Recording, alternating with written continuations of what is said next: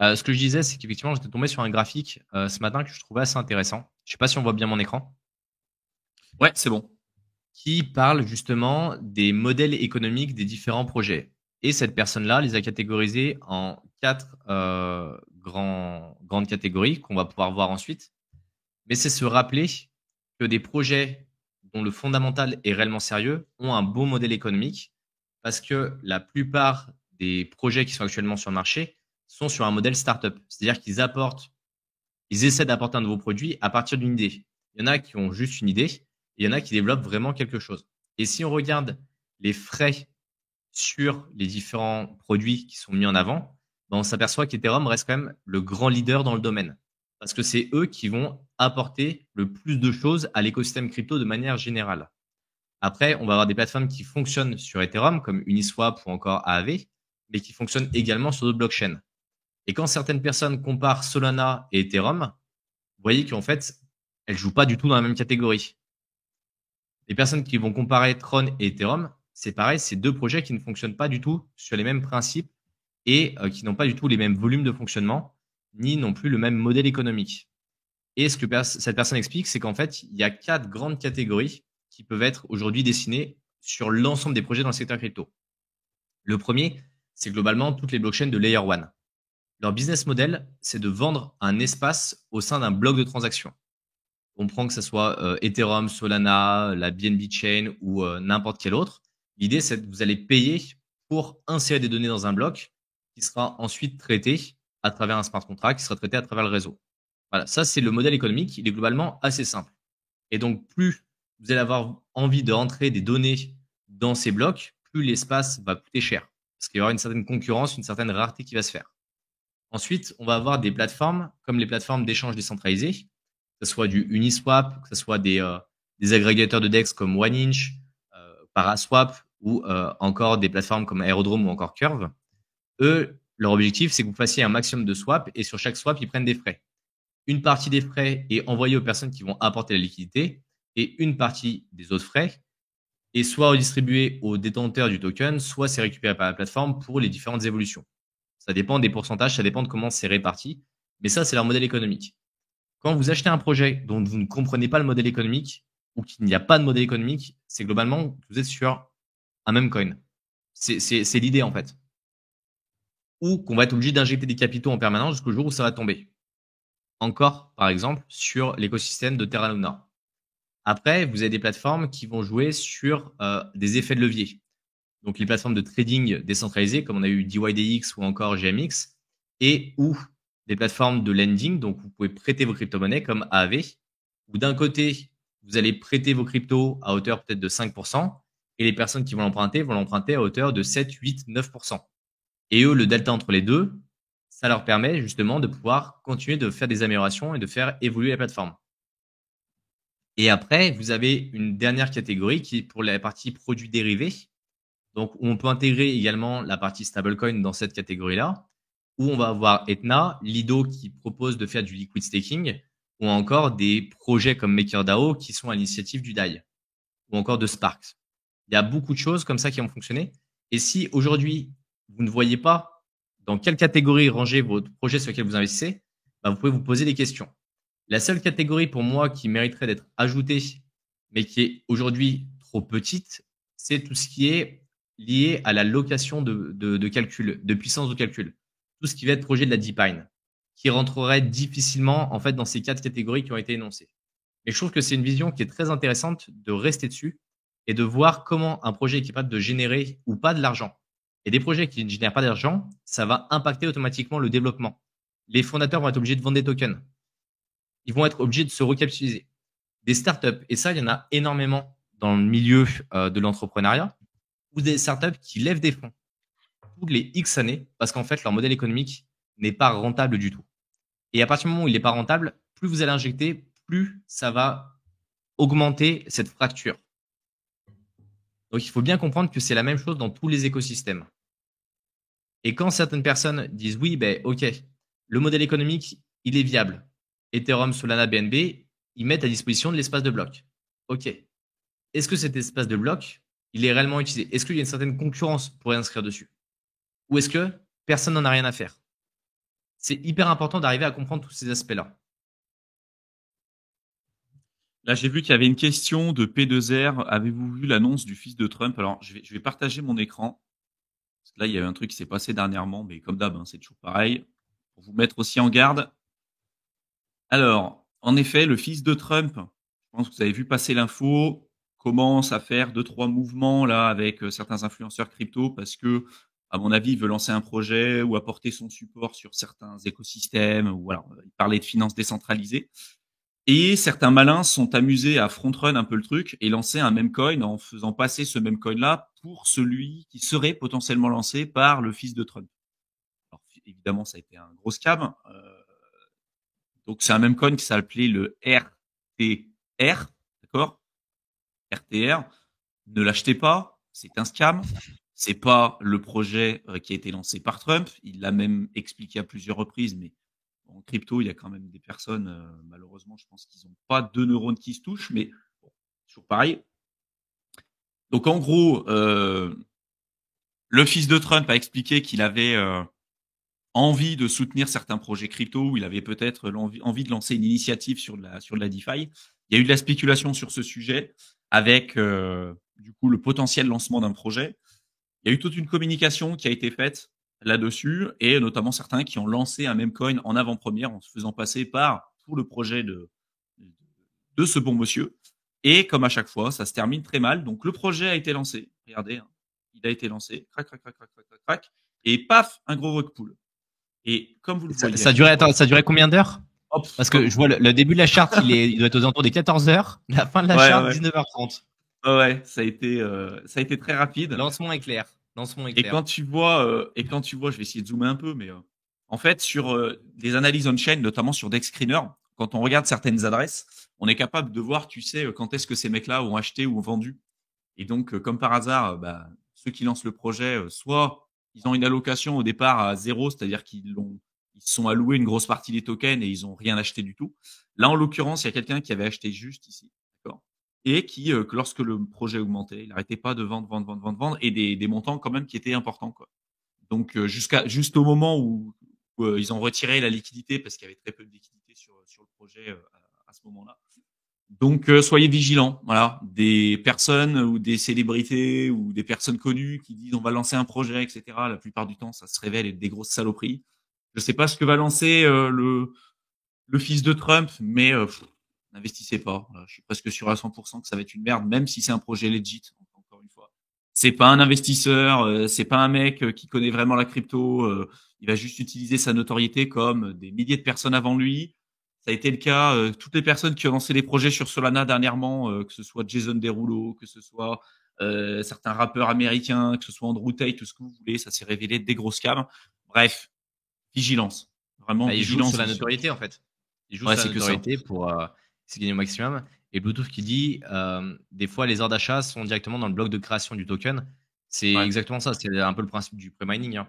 C'est qu'ils ouais. vont servir avant même que ça soit émis. Donc, Donc soyez vigilants. Voilà. Si ils sont en train, après par la suite, s'il n'a pas vocation à lancer un token ou n'importe quoi, et si c'est une initiative d'un point de vue politique pour soutenir certains projets crypto, j'ai envie de dire pourquoi pas.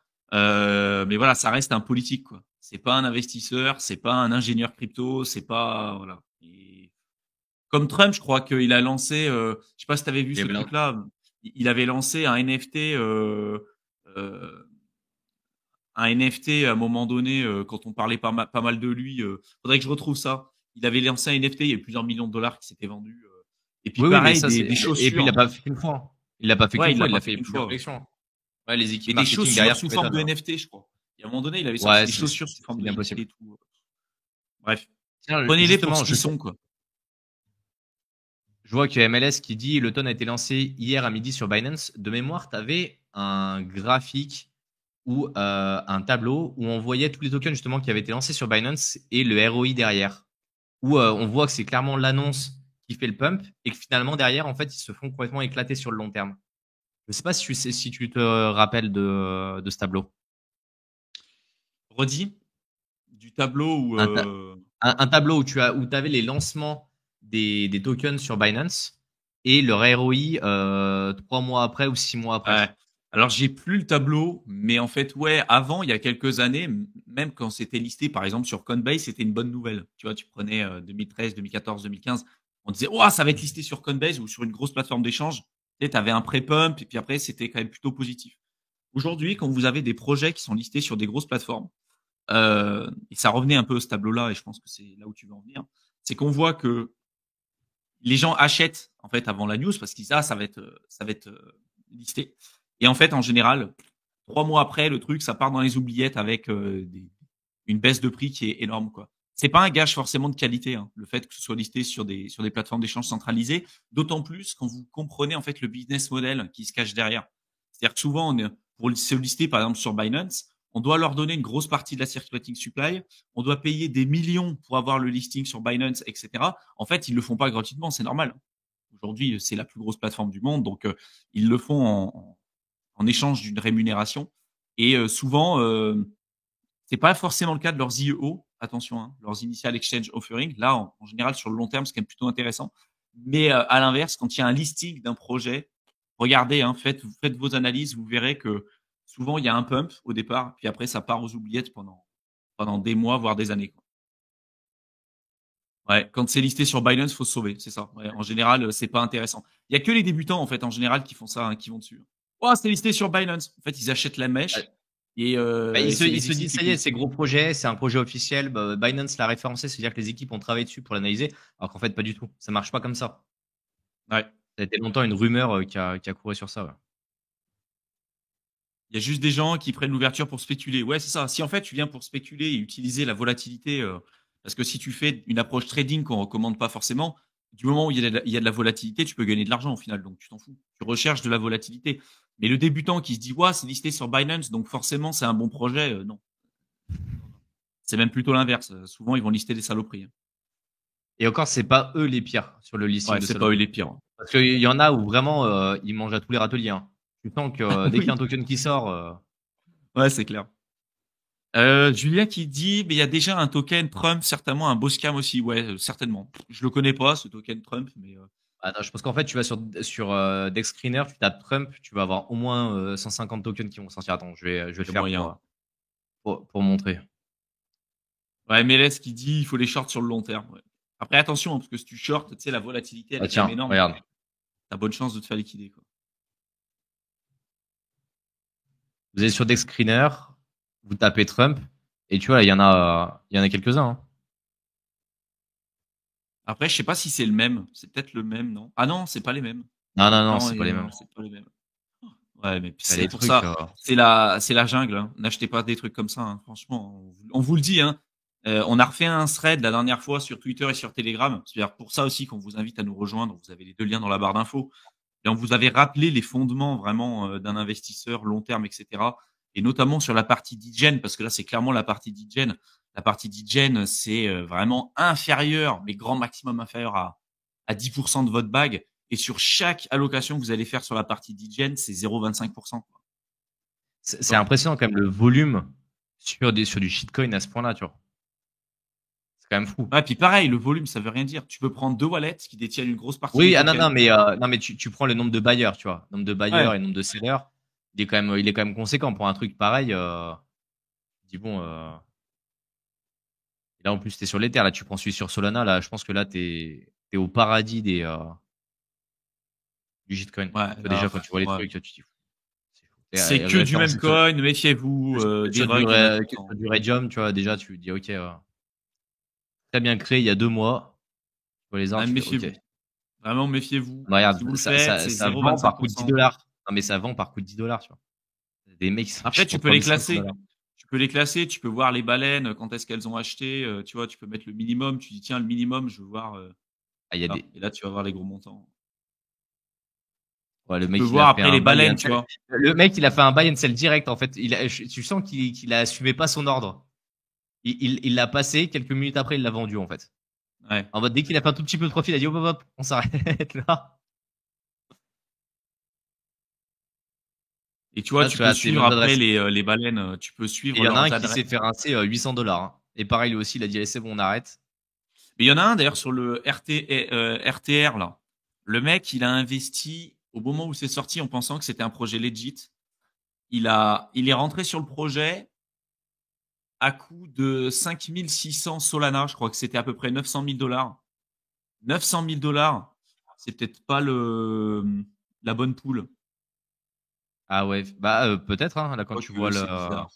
Ouais, c'est ça y bizarre. ressemble quand même, ça y ressemble quand même bien, hein, cette affaire. Hein. C'est bizarre. Ouais, je sais pas, c'est T'es obligé de te bizarre. mettre sur, t'es Le obligé de mec, te il est mettre sur rentré des à coût de tranches, 900 000 balles sur le truc. Et en quelques heures, ces 900 000 balles, ça s'est transformé en 5 000 euros, un truc comme ça. Donc, il a acheté à 900 000. Quelques heures après, il a récupéré 5 000 balles, quoi. En pensant que c'était un projet legit. Voilà, donc, même des Ah mais gens il y qui en ont a, de regarde. l'argent. Les mecs qui ont vendu à coût de 227 000 dollars. Hein. Il y a un mec qui a acheté pour 300 000 dollars quand même. Hein. Ouais, mais après, il faut se méfier, tu vois. C'est peut-être des gars, en fait, ça fait des montants qui sont importants. Mais si c'est des gars qui ont eu une grosse allocation des tokens au départ, ça fait des Bah gros là, c'est de montants, mais tu peux l'achat. pas les retirer, tu vois. Là, c'est de l'achat. Ouais. Là, il y en a qui rentrent avec des Autant, grosses sommes. autant la vente, oui, mais tu dis, mais c'est fou. Les mecs, ils sont vraiment prêts à spéculer sur tout et n'importe quoi. Surtout sur Regarde, le n'importe quoi, en market fait. cap, il est monté à 130 000 à peu près de market cap. Là, il est à 8 millions de market cap. Buy volume 84 millions. Non, mais tu vois, Ah, là, mais c'est il y a des n'importe trucs, quoi. Méfiez-vous. Vraiment, méfiez-vous, les gars. Méfiez-vous parce que là, c'est vraiment du player versus player. Ah, sur Meteora, en plus, il y a des trucs. C'est des plateformes, tu dis, ouais. Shani, 900 000 et il a tout perdu. Alors, pas tout, il y aurait 5 000 balles, mais ouais, il a perdu quand même pas mal de trucs. Hein. Il y en a Il a un, fait un alors bon il y en a un trade. qui a perdu 900 000. Il y en a un qui a mis 7 millions. Il a tout perdu, lui, par contre. Il a mis 7 millions et sur son thread, je crois qu'il s'appelle ICE, ICED. Vous regarderez sur Twitter. Et il expliquait qu'il avait mis toute sa life saving en fait sur ce projet. 7 millions.